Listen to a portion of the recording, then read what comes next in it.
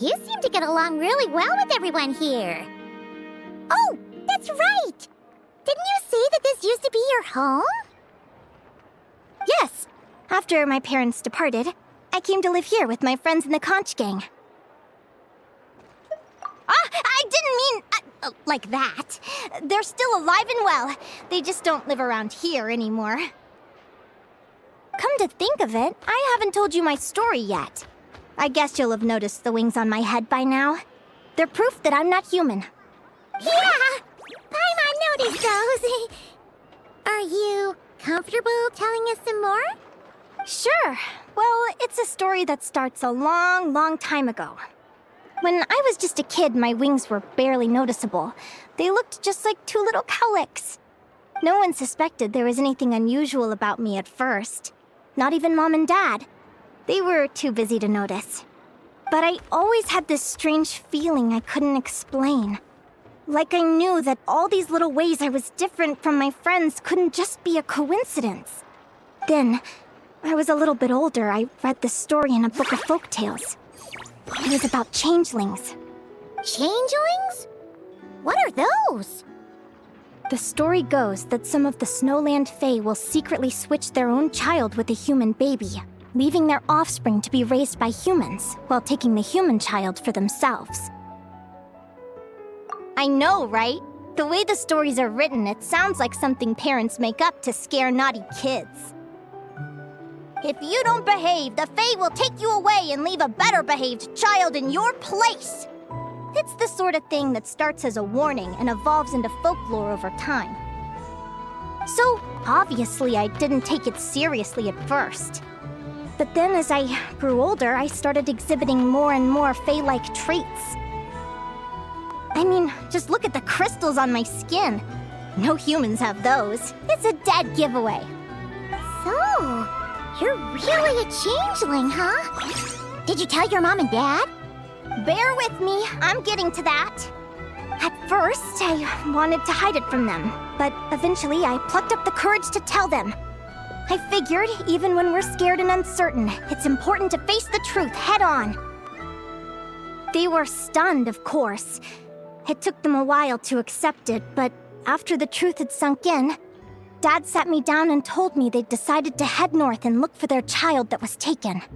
They're really good people, though. Not only did they raise me for all those years, but they left me some money in case of emergencies. After that, I grew up with my friends in the conch gang. All of these kids are from broken homes, but everyone supports each other, and they still live life to the fullest.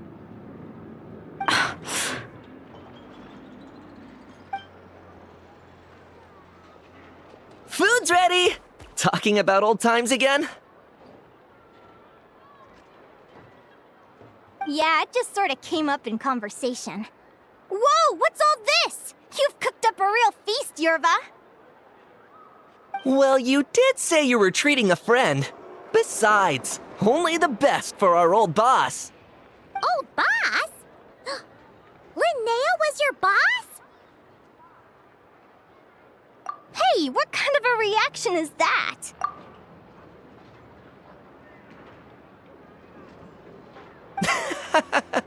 Linnea's been a fountain of knowledge ever since she was a kid.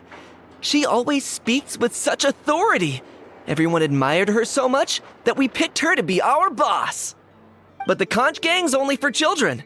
Once you grow up, you have to leave, so now she's the old boss. I've always found the logic behind that title to be a little flawed. I mean, what happens when the others grow up? Will I be the ex-old boss? Surely it won't be long before I'm the previous former ex-old boss.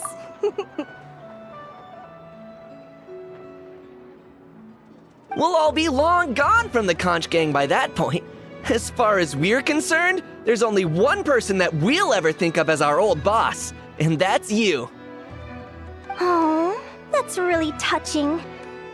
Well, if it means that much, maybe you could leave a 2,000 more a tip? Much appreciated. Miko's birthday is coming up, so we're pooling our money to get him some new clothes. Sure thing. I'll go one better and give you 3,000. But just this once, all right? I have my own stuff to save for. Oh, What are you saving up for, Linnea? I have big plans! I want to buy a huge ship for scientific research, then take my friends on a voyage of discovery to explore all the mysteries of the world!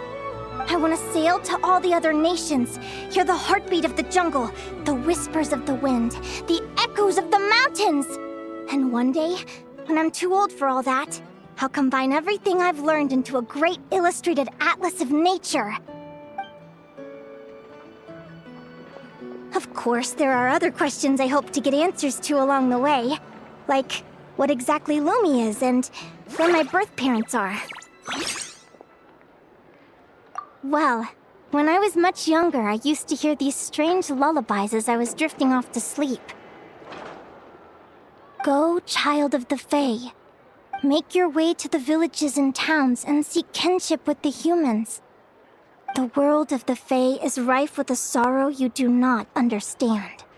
They were sung in the tongue of the Fae by kind, warm voices. I can't explain why, but somehow I knew that they didn't want me chasing after my origins. Still, I did visit the tundra once when I was a little older to see if I could find out anything about them. But just being there made me feel uncomfortable.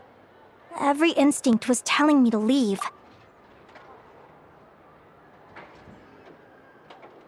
It's odd. That place is supposed to be my home, but it feels like I'm unwelcome there. Could it simply be because I'm a bird fae, so I prefer a warmer climate? Something tells me there's gotta be more to it than that. The less I know about something, the more curious I am. One day, I'm gonna get to the bottom of it. But enough about that. We're supposed to be celebrating our victories! Cheers!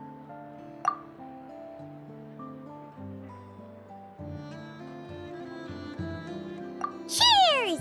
Paimon can't wait to dig in! I'm stuffed. How about you guys? Yep. Paimon's fit to burst. Let's see. It's a little early to hit the hay. How about we get Aguara and Lumi to try a little sparring practice? The opponents are only gonna get tougher from here. Yahoo!